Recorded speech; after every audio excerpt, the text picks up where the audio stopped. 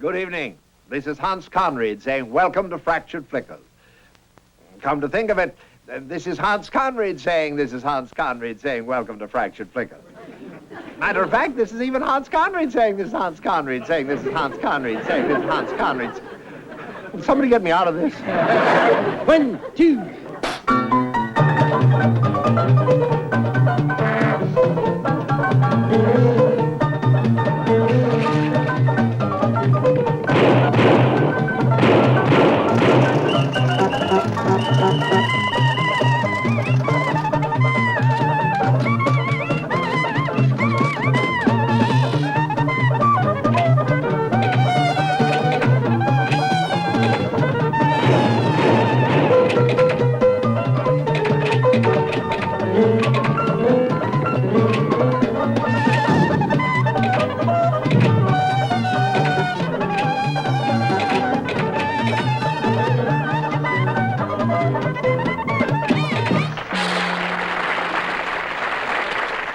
Good evening, and welcome again to Fractured Flickers, the only current television program to meet United States government standards as a disaster area.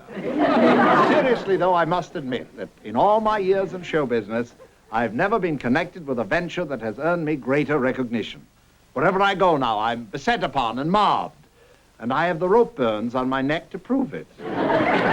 I'm delighted to be able to announce that the former silent film star who instituted legal proceedings against us for our whimsical treatment of one of his epics has wisely decided to settle out of court. He and our producer are meeting in an axe duel day after tomorrow. And now for tonight's cinematic lobotomies. I nearly forgot. The producers would like to suggest that to enhance your enjoyment of our show, to really get into the Fractured Flicker spirit, try your popcorn with yak butter.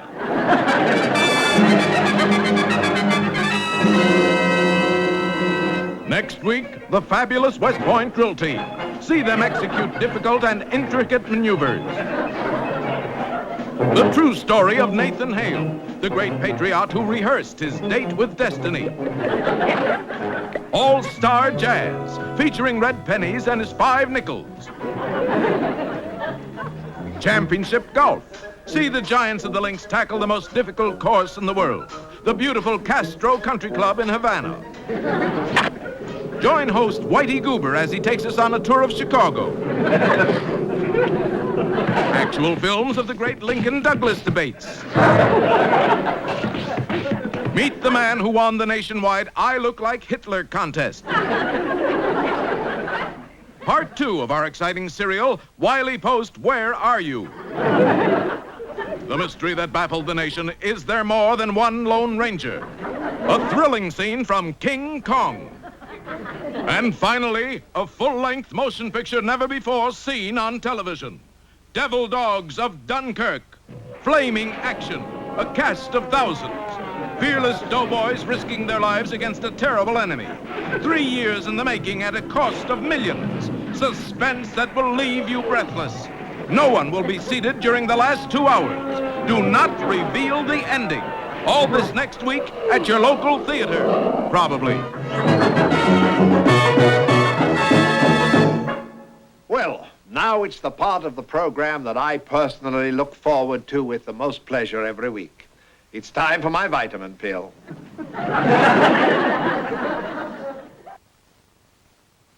I must ask all of you not to leave the room to get a sandwich at this point, for our next flicker is just about to start.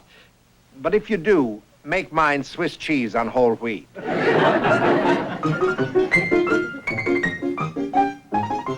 This man of the world, dining at one of our most chic supper clubs, is about to make a fascinating discovery. That people who wouldn't dream of commenting on his taste in neckties, or on how he orders a meal, or even the way he waves his hands when he talks, just can't resist offering all of the advice in the world when he asks the fatal question. Tell me, do you know of anything that will cure hiccups? You bet I do, buddy. I just give you a good scare. Wait right there. Yo! Well, now he has a headache to go with his hiccups.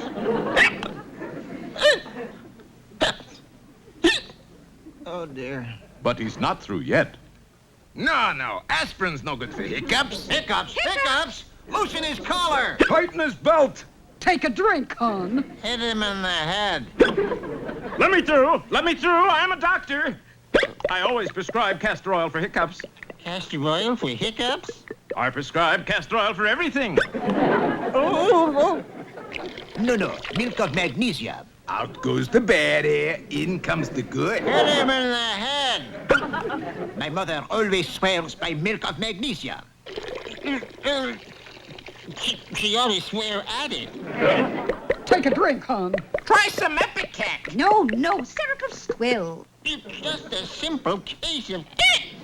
Try holding your breath and saying the pledge to the flag backwards. Oh, here's another doctor. One side. Blue eyes. Do you also have Blue Cross? Hit him in the head. Right this way, doctor. Stand back, please. Give him air. Say, not you, him. Stop. I can't stand it. Hypersensitive ganglia, eh? He has epidemicosis. No. It's those cold stethoscopes. Take out his appendix, It is out. then put it back in.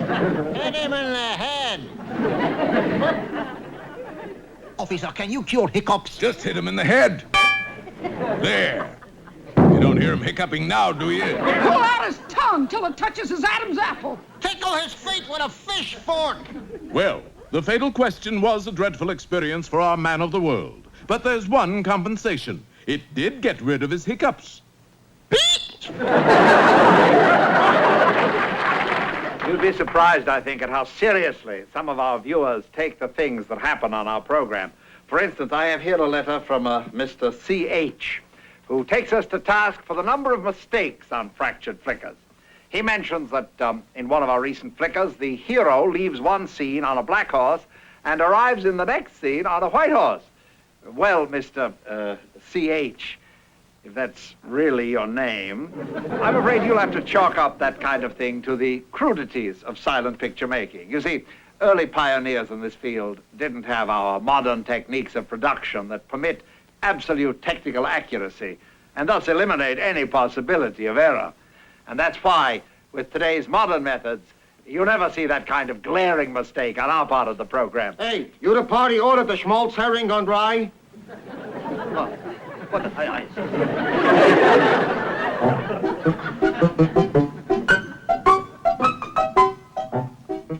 Here's a letter from your kid, Mabel. Oh, thank you, Elroy. It's the first letter since Dickie went away to camp. I'm just dying to know how he's getting along. Sing Sing. What a funny name for a summer camp. Dear Mother, arrived at camp just in time for breakfast. They served the same food that you used to cook just before Daddy went away, forever. Some of the fellas just skips breakfast and even their milk, which is red and comes from someplace in France. After breakfast, the other kids showed me a new game called Butcher. At first, I didn't want to play, but a big boy named Wallace Perkins talked me into it. He played the butcher, and I was a veal cutlet. Wallace won. After I got out of the hospital, they put on some entertainment for all the kids. It was lots of fun, but no cartoon. The camp counselor wasn't there. He was busy meeting one of the mothers who came to visit her little boy. He's anxious for you to come up here, Mom. There's been a little trouble. Someone has been stealing good conduct medals, and they caught my best friend, Tubby Winters, red-handed. Poor Tubby. I tried to explain it was all a mistake. But they talked me out of it. Lots of excitement yesterday, though. A flash flood washed the bridge away. Also, some of the kids. We got to help fix the bridge. Wallace Perkins tried to play hooky, and the man in the big boat on the lake stopped him dead in his tracks. That's all for now, Mom. Oh, yes, I almost forgot. I was made a member of the Tomahawk Patrol. I will write some more tomorrow if they can stop the bleeding. Love, your son, Dickie.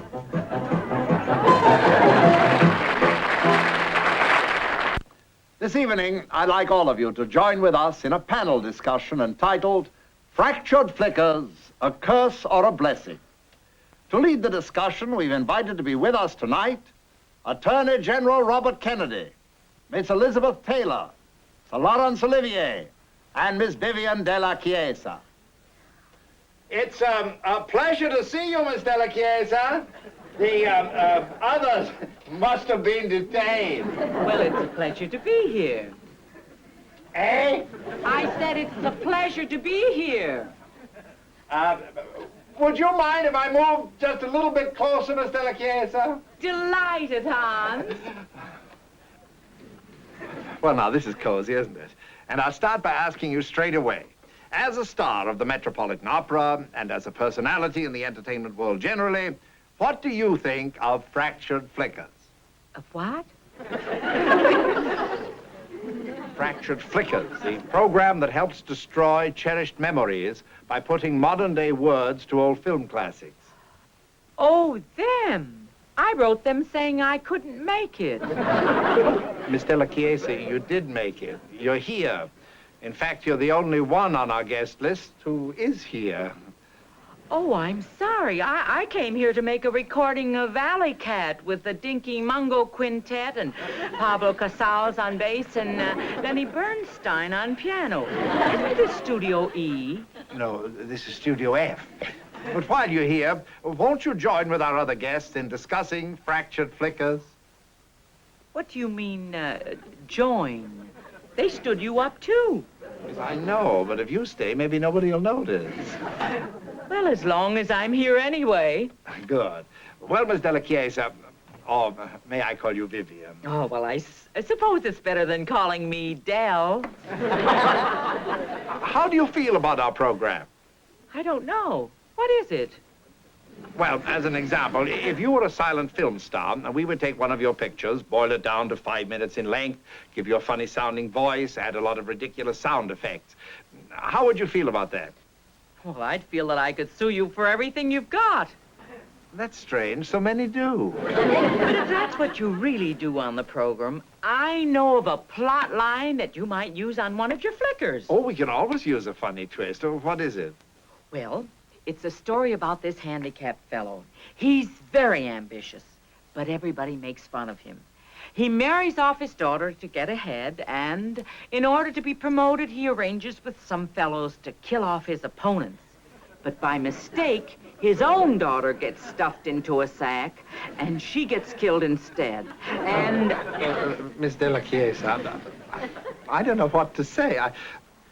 We are a family show, you know. I realize that the kind of story you're telling is enjoying a temporary popularity, but we are, after all, seeking something more worthwhile than such sensational drivel. How did you come by such a cheap bit of literary trash? Well, that's the plot of Rigoletto. Oh. Well, thank you, Miss Vivien Della Chiesa, for joining our panel discussion. For our next discussion, we're inviting Charles de Gaulle, Madame John Kai-shek, Governor Rockefeller, and Sonny Tufts. Sonny Tufts you might get. No, he's scheduled to make a commercial in Studio E. And you think he'll make the same mistake I did? Well, he's bound to. I switched the letters on the door. Good night, Miss Vivien Della Chiesa. Good night, sneaky. You know, we received a very interesting letter in today's mail, one that I'd like to share with you, if I may. It's from a lady in Menominee, Wisconsin, and it says in part, I watch your program every week, and I particularly like your host. Isn't that nice? He is so sophisticated and yet so warm that our whole family has taken him to its heart. Good luck to Fractured Flickers, and to your host, George Conread. Mother, for heaven's sake, I'm Hans. George is the dentist. And now it's time for a few words from television's little old elementary science teacher, Mr. G. Whiz. Each week at this time, Mr. G. Whiz enters a home full of typical young folks like these here to explain the scientific principles that make our modern inventions work so well. And what's Mr. G. Whiz's motto for this week? The inventor of today builds the world of tomorrow. Right. And tonight, Mr. G. Whiz will explain the workings of this machine. Gee whiz! You ready, kids? That's really a nuclear apparatus which controls the launching of some of our biggest ballistic missiles. Well, Well, a great big howdy-doody-do, boys and girls. Jiminy Willikers, what do you think Uncle Gee Whiz is going to do for all his little friends tonight, huh? Let us finish our chess game. Well, no. We're going to work this genuine atomic missile control is what? Now, let's all count down just like the grown-up engineers, shall we? 10, 9, 8... Well, boys and girls everywhere, be sure to watch next week when Mr. Gee Whiz may pay a visit to your very own living room. Heaven knows he'll never come into this one again. And be sure to remember Mr. Gee Whiz's brand new motto. Fallout is good for you. Gee Whiz.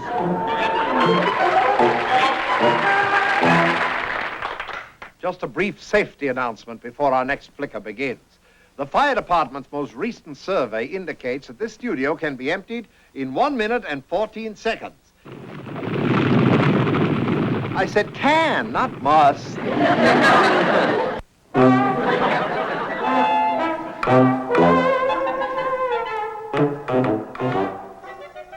This is young Freddie Finkeldofer on his way to school at PS 84.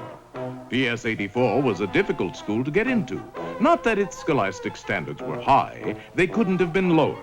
But as you can see, it was the only school in town with 300 rooms and only one door. And that was on the roof. Today, Freddie missed the door and wound up at the window of the principal's office instead. Inside, the principal was talking to Mr. Spinoza, the truant officer. You arrested this man for playing hooky? That's right, the boss. He says he was playing hockey. What's a diff? Diff? I'll show you what's a diff. Spinoza, I want you to go out and catch some real truants. Remember, we have our little ways of persuading you. And with that, the principal pressed a button on his desk. Slowly, the door of the cloakroom slid open, and there stood Mr. O'Brien, the school dietitian. Alfalfa burgers, anyone? Horrified, Spinoza remembered that the cafeteria at PS 84 served only health foods. Lunch, Spinoza? No. For dessert, we got soybean Suzette. Ooh! The principal pressed another button, and Mr. O'Brien went back to whatever it was that he was doing in the cloakroom. Gee, it's just like a play. Now, you bring in a genuine hooky player, or you'll eat in the cafeteria the rest of the semester. That did it. In less time than it takes to tell, Spinoza was back, dragging with him Freddie's best girl, Margene Preble. All right, sit down, you. Mr. Twombly. I caught this boy playing hooky. Does he admit it? He won't even admit he's a boy. He's got to confess. Any ideas, Chief? The principal had only one idea, but it was a good one.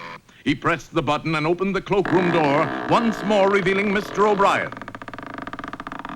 Wheat germ cutlets, kiddo? Now, fess up, young fella, or it'll be the worse for you. Sure, what did I do? Take him away. Clearly, it was time for Freddie Finkeldofer to come to Margene's rescue. And I would, too, only I'm wearing my good suit. But, Mr. Twombly, I don't know anything about this. I'm not a hooky player. Don't contradict, young fella. You were picked up at the beach. I'm doing a turn paper run surfing. You're putting us on, right? No. Meanwhile, fearless Freddie had changed into his play clothes and was returning to school by way of a shortcut known only to a few students. Unfortunately, one of them was the school bully. Oh, cut it out, Cyril. I'm busy. But Cyril wouldn't take no for an answer. I'm gonna get even with you for putting Sally Brown's braids in the inkwell. I didn't think you even liked Sally Brown. I don't, but I'm crazy about inkwells. Once more, Freddie started off, but on the school staircase, Cyril again tried to stop him. This time, Freddie had to be firm. Ooh. Then, by sneaking in through the faculty lounge, Freddie was able to take Spinoza's henchman by surprise.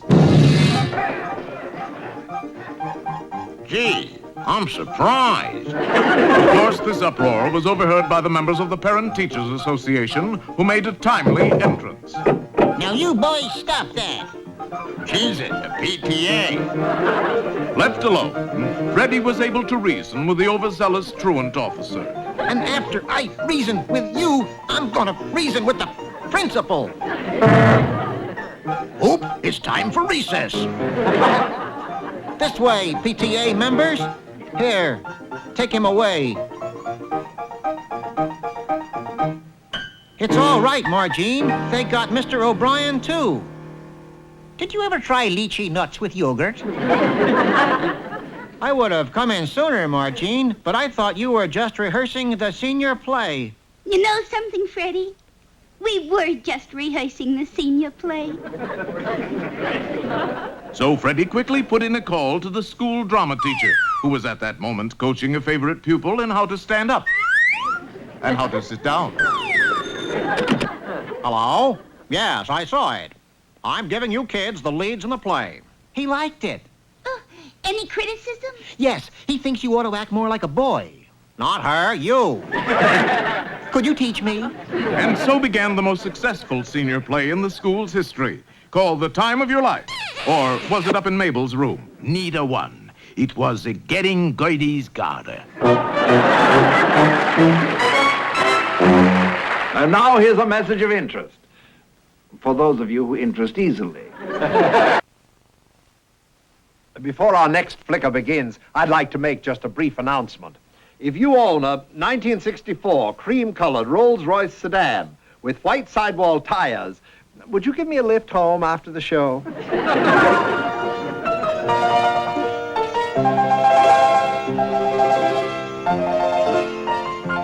What's the matter, Bunky? You got problems with your wife? You say she's mad at you all the time? Did it all start on the day you got married and you showed up dressed for the wrestling matches instead? And you were wearing your championship belt, the one that Louis Firpo gave you?